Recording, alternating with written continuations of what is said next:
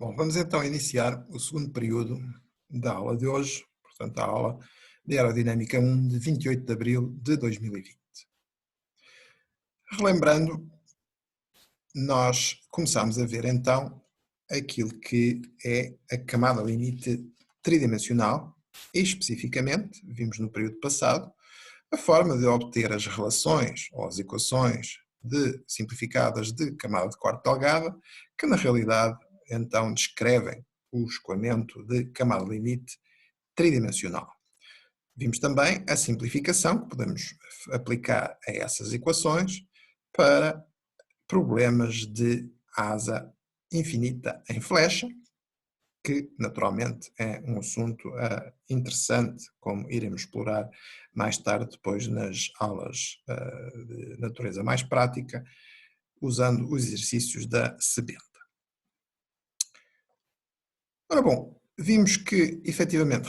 em relação à situação da camada limite bidimensional, surgiam um conjunto de complexidades adicionais, associadas ao facto de agora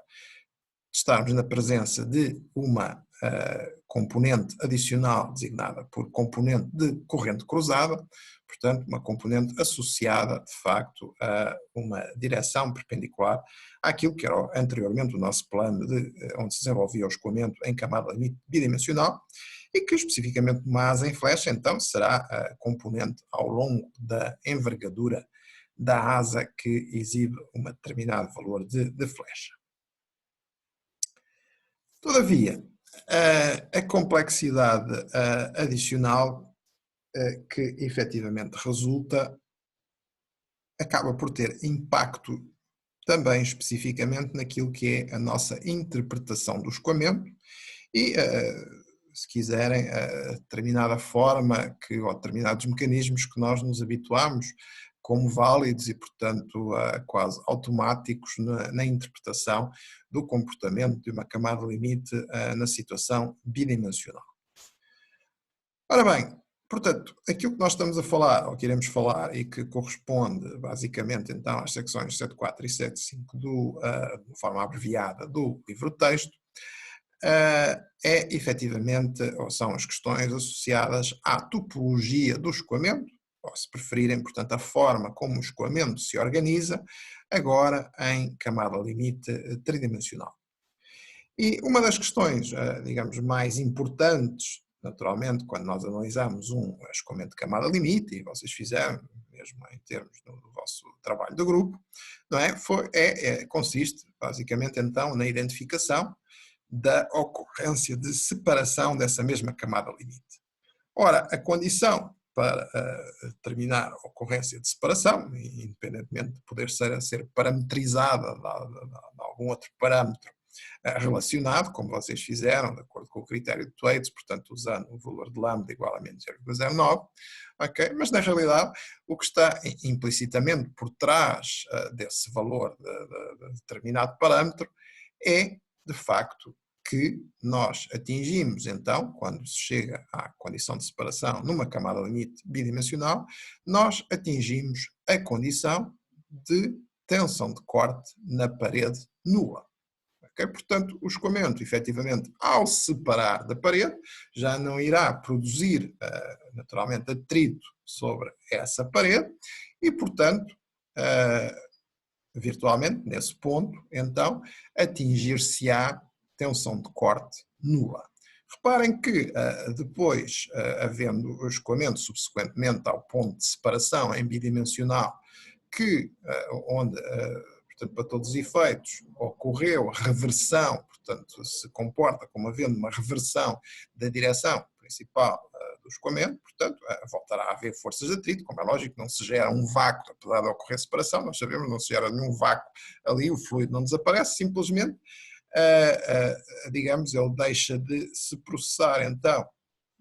na região da parede, na direção do escoamento principal e, portanto, afastaram-se as linhas de corrente da parede, divergiram significativamente da parede, portanto, pondo inclusivamente em causa a nossa aproximação de camada de corte delgada, e daí as equações de camada limite, portanto, deixarem basicamente de ser válidas a partir desse ponto de separação em bidimensional. E, portanto, subsequentemente, a partir daí, teremos escoamento que exibe a reversão da direção e, portanto, voltarão naturalmente a haver nessa região de escoamento separado, portanto, zona de separação, forças de atrito, mas que naturalmente terão a direção oposta, como é lógico, não é? Na interface, portanto, justamente dessa mudança de sinal, se quiserem, ali dessas forças de atrito, que forçosamente eram muito mais intensas antes de separação, porque a velocidade do escoamento era muito maior antes de separação, portanto, na região separada, nós sabemos que temos uma região essencialmente de velocidades baixas, ok? E, portanto, naturalmente que, havendo baixos valores de tensão de corte, aí eles terão, naturalmente, se quiserem, um sinal oposto, um sentido oposto, e, portanto, no meio desses dois está o nosso ponto de separação, onde, ocorrendo mudança de sinal, naturalmente, a tensão de corte terá de passar por zero, e, portanto, é justamente essa a condição que marca, então, para uma camada limite bidimensional, portanto, aquilo que nós designamos por ponto de separação. Também podemos falar em termos de coeficiente de tensão superficial, CF, nulo, okay? Que naturalmente é simplesmente, como sabemos, este coeficiente CF é simplesmente a tensão de corte devidamente adimensionalizada pela pressão dinâmica. Okay? Portanto, esta era a condição que intrinsecamente, portanto, inequivocamente, nos permitia identificar a ocorrência da separação numa camada limite bidimensional. Ora, infelizmente, devido ao facto de agora existir mais uma componente, portanto, essa componente adicional de corrente cruzada no nosso escoamento de camada limite tridimensional, portanto, esta condição deixa de ser válida. Quer dizer, mesmo que se verifique efetivamente a tensão de corte nula, ok? Isso não significa necessariamente que tenhamos atingido efetivamente uma separação, portanto, que ocorra, ou que vá ocorrer efetivamente separação do escoamento. Portanto, não se esqueçam, esta condição, que era aplicável, totalmente aplicável, portanto, para identificar a ocorrência de separação em bidimensional, em camada limite bidimensional, agora já não é válida em camada limite tridimensional. E, portanto, então, digamos, a dificuldade, a questão que preocupa é efetivamente como é que, portanto, este desafio que nos surge em camada limite tridimensional é como é que podemos, de facto, então, identificar a ocorrência de separações, certo? No caso de camada limite tridimensional. E isso é conseguido, neste caso, a única via que não falha é efetivamente olhando para as chamadas linhas de corrente limite, que nós vimos que eram as linhas de corrente na vizinhança da parede, portanto, sobre a superfície ao longo da qual se desenvolve a nossa camada limite. Linhas de corrente essas que vimos também, portanto, no período anterior, que tinham um comportamento diferente das linhas de corrente exteriores, ou a qualquer outro nível dentro da camada limite, portanto, a qualquer outra cota y, na medida em que, de facto, o escoamento curvava de forma diferenciada, portanto, quando sujeito a um mesmo gradiente de pressão, em função no fim de contas, da energia cinética, ou da quantidade de movimento que cada um dos elementos de fluido tem a diferentes cotas, portanto, dentro da camada limite, e, portanto, curvando mais para elementos de fluido mais próximos da parede, onde, naturalmente, essa quantidade de movimento será inferior, porque temos velocidades bastante inferiores, uma vez que, sob a superfície, continuamos a ter forçosamente de verificar condição de não escorregamento, como é lógico, isso não muda relativamente à situação de camada limite bidimensional, é um condicionalismo físico que tem de ser, pelo facto do fluido ser viscoso, tem de ser automaticamente verificado em qualquer circunstância. Bom, e então, de facto, nós teremos, então, em camada limite tridimensional, de visualizar a configuração das linhas de corrente limites e que poderão representar, digamos, padrões bastante diferenciados, como daqui a pouco veremos exemplos, ok? Mas aqui, em termos esquemáticos, nós iremos procurar, então, topologicamente, portanto, digamos, padrões deste género, em que linhas de corrente efetivamente convergem desta forma aqui em relação a uma linha de corrente central, certo? Na região, portanto, da parede, lá está, tratam-se da configuração ou da topologia, se preferir, das linhas de corrente limites, certo? E, portanto, quando observamos efetivamente este comportamento, portanto, com esta convergência das linhas de corrente, lá está, estas linhas de corrente, reparem, estão a convergir aqui num ponto, o que, naturalmente, portanto, cruzando de alguma forma esta linha de corrente central, algo que em bidimensional não é possível, porque se isto ocorresse portanto, em bidimensional, cruzando-se linhas de corrente, isso significa que a área entre duas linhas de corrente vai para zero, e, portanto, ao ir para zero, como o caudal entre duas linhas de corrente, nós sabemos por definição de função de corrente, e, portanto, linha de corrente, relembre-se, são linhas para as quais o valor da função de corrente é constante, portanto, isso significa que elas exprimem de alguma forma valores de caudal e, portanto, um valor de caudal fixo e, portanto, significa que o caudal que segue entre duas linhas de corrente é efetivamente constante. Portanto, nós usamos essa análise, inclusivamente, para percebermos, por exemplo, desenhando assentimento de linhas de corrente em torno de um determinado corpo, ou, por exemplo, de um perfil alar, já fizemos antes, nomeadamente em mecânica dos fluidos. Portanto, consoante as linhas de corrente se aproximavam ou se afastavam mutuamente, nós podíamos, sabendo previamente que, de facto, o caudal entre essas duas linhas de corrente permanece constante, isso significa, naturalmente para fluido, assumindo fluido incompressível, isso significaria então que, quando as linhas de corrente convergissem, a velocidade média entre essas linhas de corrente, portanto, na medida em que o caudal tinha de ser constante, portanto, o caudal, naturalmente, é a velocidade média vezes a área, a secção entre essas linhas de corrente. Neste caso, portanto, em bidimensional seria uma secção, uma área por unidade de comprimento, como é lógico,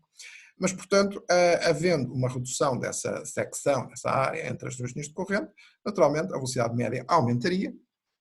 e exatamente o oposto se houvesse um aumento,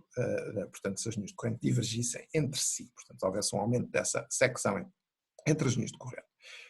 Decorre imediatamente, como eu disse há pouco, de se efetivamente estas linhas de corrente se cruzarem, a área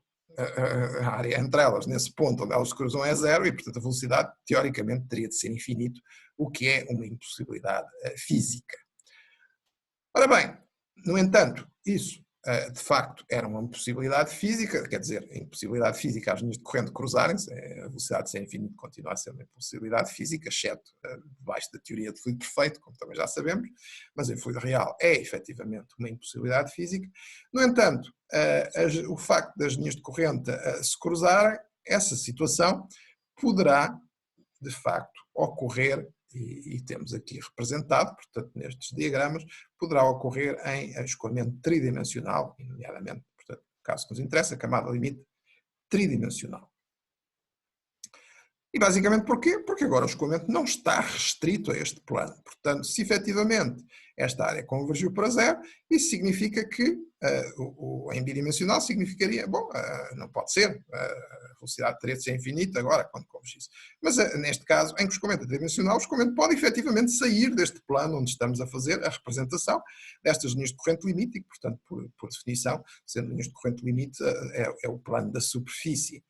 sobre a qual se desenvolve este escoamento de camada limite. Portanto, efetivamente o que vai acontecer é quando elas convergem, de facto o escoamento não tem outra hipótese, obviamente tem a ver com conservação de massa, portanto, se esta área se está a reduzir a zero, o escoamento sairá efetivamente deste plano e, portanto, produz uma separação do escoamento. E, de facto, então, será, portanto, não temos apenas um ponto, temos toda uma linha ao longo da qual vai ocorrer separação, porque agora o escoamento é tridimensional e, portanto, deixou de ser um ponto, passou a ser efetivamente aqui uma linha, ao longo do qual, de facto, ocorre este mecanismo de separação identificado quando observamos um parâmetro deste género, um padrão deste género, nas linhas de corrente limites. Bom, o regulamento será, digamos, de alguma forma, um pouco o padrão inverso, em que, efetivamente, ao recular, portanto, depois, imaginemos, depois de ter separado, ao recular de novo à superfície o escoamento, ok? Portanto, naturalmente, teremos aqui uma linha que indica, mais uma vez, portanto, não é apenas um ponto de regulamento, como ocorria em camada limite bidimensional, teremos aqui uma linha, sendo o escoamento tridimensional, e, portanto, lá está, recuando o escoamento à superfície, portanto, o fluido, naturalmente, tenderá a afastar-se desta zona, em que, nesta linha, onde está a ocorrer o regulamento, para que possa, mais uma vez, ocorrer efetivamente a continuidade, para que haja conservação de massa. E, portanto, nós teremos, efetivamente, portanto, quando o fluido recola à superfície, teremos então um padrão deste género. E, portanto, se o observarmos na tal topologia das linhas de corrente limites, nós poderemos identificar então a ocorrência, portanto, de recolamento ao longo desta linha sobre a superfície em questão, onde observamos este padrão, esta topologia. Ora bem, naturalmente, portanto, que então agora, de facto, em escoamento tridimensional, portanto, as linhas de corrente podem terminar no seio do fluido, podem cruzar-se, portanto, todo este conjunto de situações, isso pode ocorrer, porque são linhas de corrente que estão no plano, processando-se o escoamento não apenas neste plano que está em causa e, portanto, naturalmente, tendo componentes para fora do plano, como será de esperar num escoamento tridimensional, e especificamente nesta nossa camada limite tridimensional. Ora bem, temos, por exemplo, outro tipo de configurações que podemos observar e que neste caso também estão associadas a uma separação. Portanto, aqui tipicamente nós teríamos a formação de um vórtice que se separava da superfície, portanto, em que o escoamento, como veem, tem esta configuração, esta topologia em espiral, aqui as linhas de corrente limites sobre a superfície, e convergem todos aqui para este ponto, topologicamente designado por ponto espiral, certo? Naturalmente implicando que depois haveria a saída do fluido, naturalmente, para fora deste plano, portanto, em princípio trazendo transportando convectivamente esta rotação e, portanto, gerando origem a um vórtice que sairia aqui desta superfície, ok? Portanto, isto seria uma situação de separação. Naturalmente, se fosse uma situação de recolamento do vórtice à superfície, teríamos naturalmente ou poderíamos ter uma topologia semelhante, e é importante também, isso dificulta um pouco mais esta nossa análise, porque tipicamente na visualização que nós possamos fazer das linhas de corrente limites, nós vemos essencialmente a sua configuração, mas não o sentido. Portanto, teremos de uma forma, digamos aqui, por coerência do escoamento,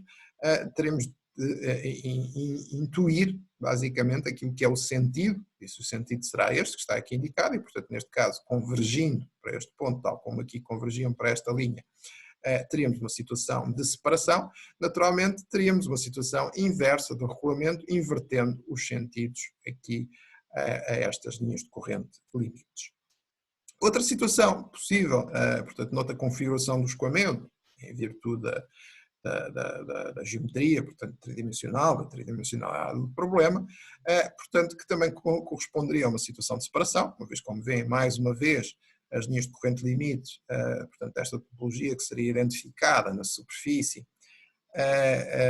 convergem, não é? Aqui para um ponto, e portanto, neste caso, esta configuração é designada por ponto nodal, é como se não fosse um nó, portanto, é esta a designação formal. Portanto, mais uma vez, nós teríamos uma situação correspondente a um regulamento se, portanto, o escoamento caísse aqui nesse ponto e depois tenderia, naturalmente, ao recular, afastar-se deste ponto sobre a superfície, não é? Portanto, forçosamente os sentidos seriam os opostos daquilo que tem, quando esta situação corresponde a uma separação com estes sentidos aqui indicados. Portanto, todo um conjunto de possibilidades que nós podemos ter em termos da topologia ou da configuração das linhas de corrente limites que poderão ocorrer sob uma superfície, portanto, onde temos um desenvolvimento de camada limite tridimensional, ou mais genericamente um escoamento tridimensional, embora aquilo que se passa junto à superfície naturalmente é então descrito pela nossa camada limite tridimensional, e que, portanto, agora para podermos convenientemente interpretar e analisar o escoamento, nós teremos de saber a reconhecer estes padrões. Vocês têm uma análise um pouco mais formal e mais completa no livro-texto, não é naturalmente objetivo aqui desta unidade curricular analisar todos os detalhes que estão lá expressos, nomeadamente os detalhes do ponto de vista analítico, porque envolve, digamos, esta análise teórica envolve um tratamento matemático bastante elaborado. No entanto, é algo que fica também como a curiosidade,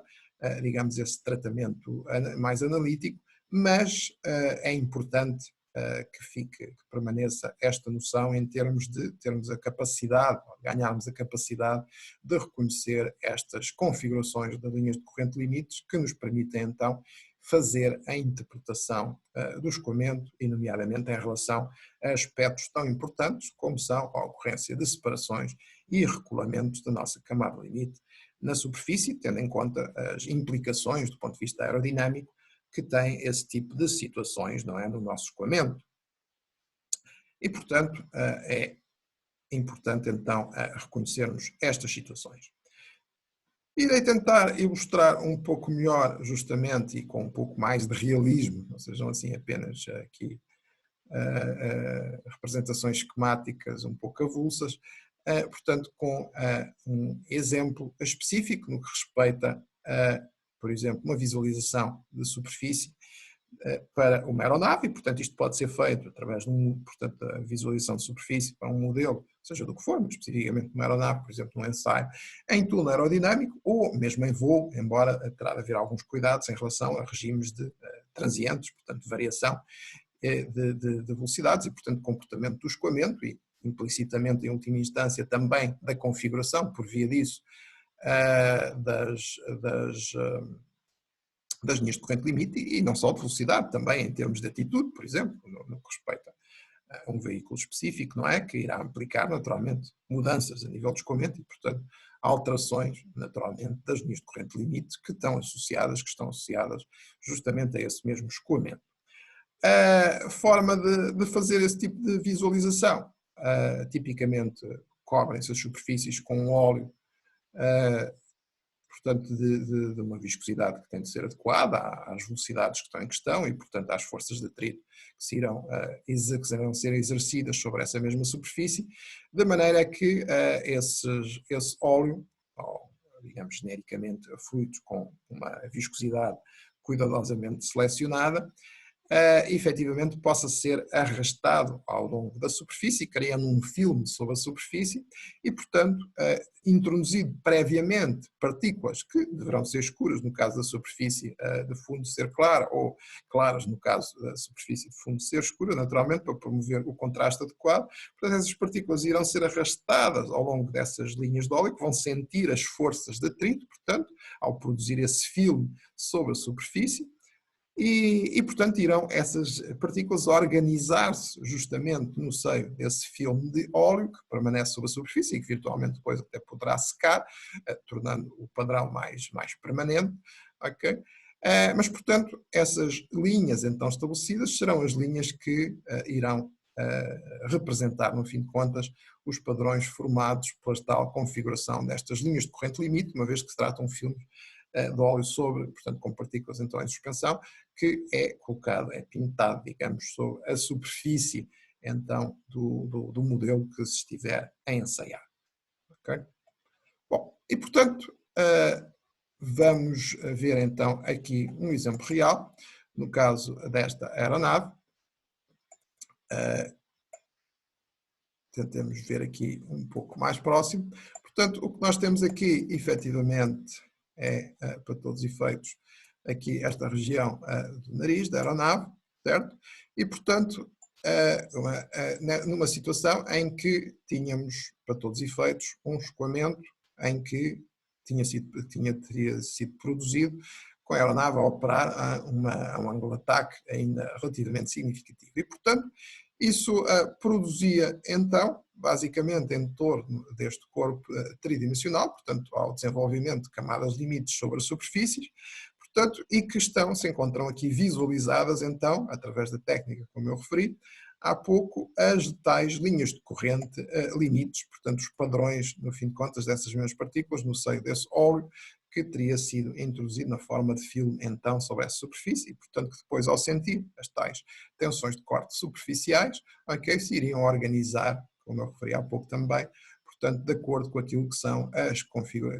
a configuração das linhas de corrente limites. E, portanto, reparem, aquilo que nós vemos é que aqui na região, digamos, mais inicial, portanto, onde os números de reinos locais eram relativamente baixos, certo? Portanto, nós tínhamos uma separação que ocorria em laminar, portanto, uma bolha de separação laminar, portanto, sendo que o escoamento não era perfeitamente alinhado aqui com o eixo, portanto, da própria aeronave, e, portanto, isso daria origem aqui, portanto,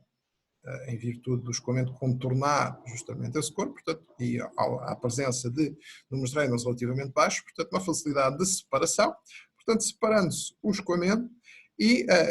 estendendo-se essa separação, virtualmente depois até com transição para a regime turbulento, imediatamente a seguir, portanto, após essa separação, mas, portanto, continuando aqui e definindo uma linha de separação bem definida, que nós percebemos que ocorre, portanto, ao longo de toda aqui esta zona da aeronave, okay? Na medida em que observamos, de facto, esta convergência de todas estas linhas que vinham da região inferior, não é?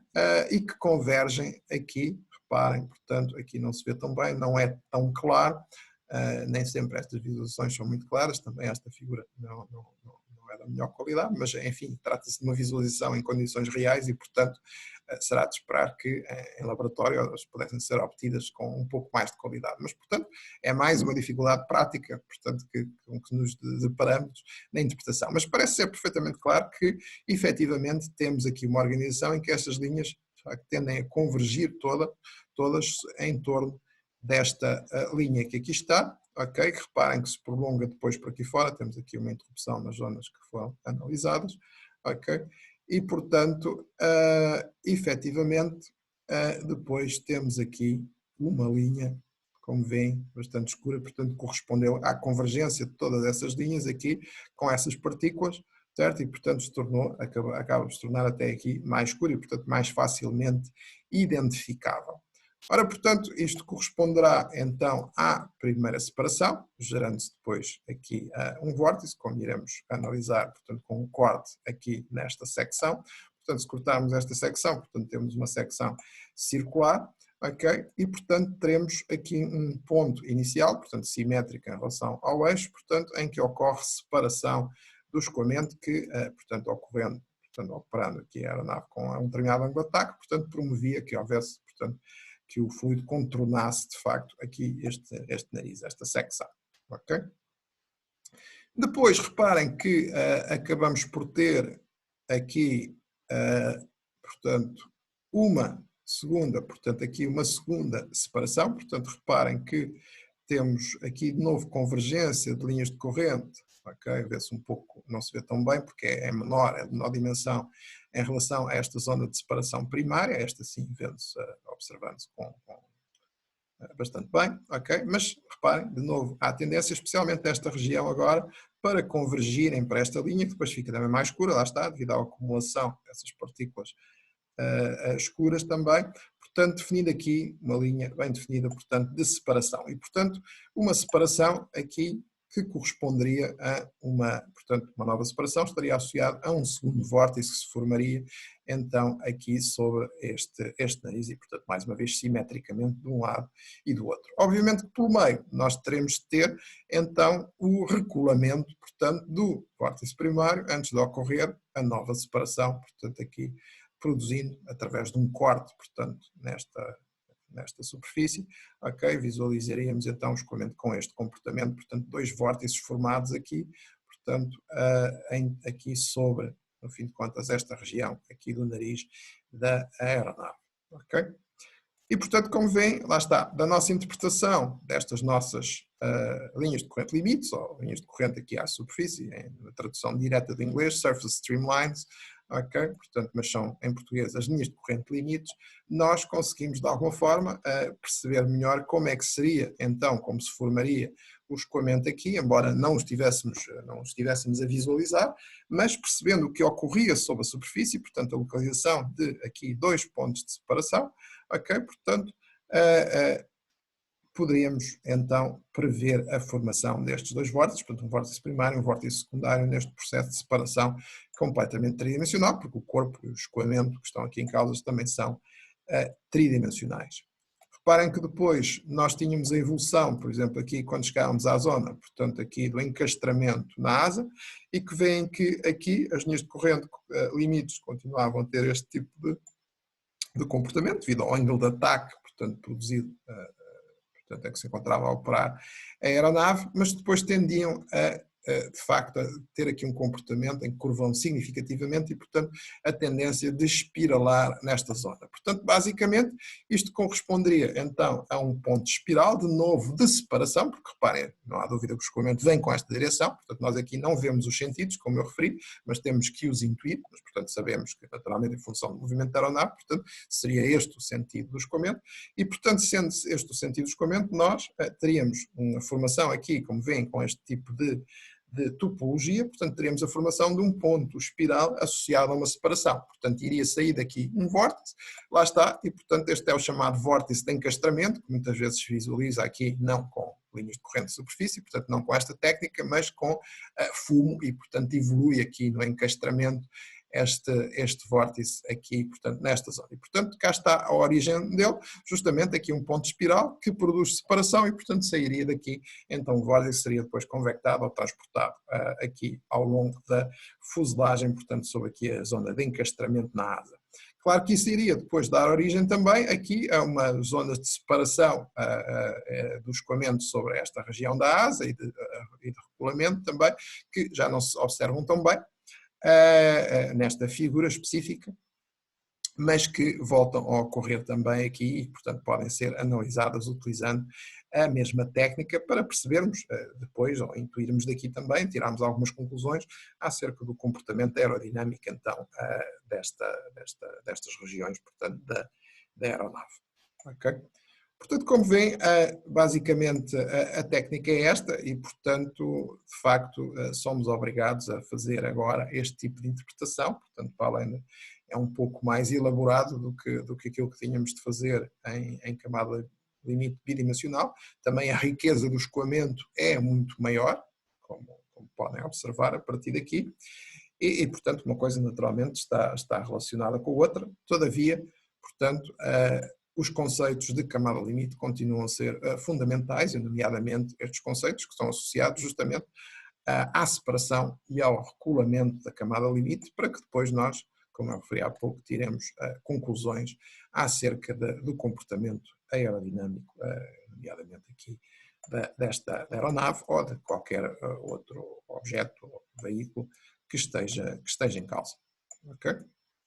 Portanto, trata-se agora, para todos os efeitos, de integrar todo este conhecimento. Bom, e ficamos por aqui então, neste segundo período. Eu sugiro que vocês pesquisem também outras imagens, existem outros casos disponíveis na internet e, portanto, que façam também a vossa exploração e tentem, de alguma forma, também com alguma ajuda do livro, embora, como eu digo, não é digamos, do programa, desta unidade curricular, entrarmos em todos esses detalhes formais desta análise topológica do escoamento tridimensional, mas tentem, portanto, em função, portanto, de todas estas diferentes possibilidades, e das quais eu dei exemplo há pouco, portanto, configurações que podemos ter e conjugadas com a nossa interpretação, portanto, do sentido do escoamento, portanto, para percebermos se se tratam de situações de separação ou regulamento, portanto, tentarem noutros casos também que possam virtualmente encontrar na vossa pesquisa, portanto, e fazerem a devida interpretação e treinarem então também a vossa capacidade de justamente interpretação então destes escoamentos tridimensionais, portanto, baseados justamente então na configuração destas linhas de corrente limites.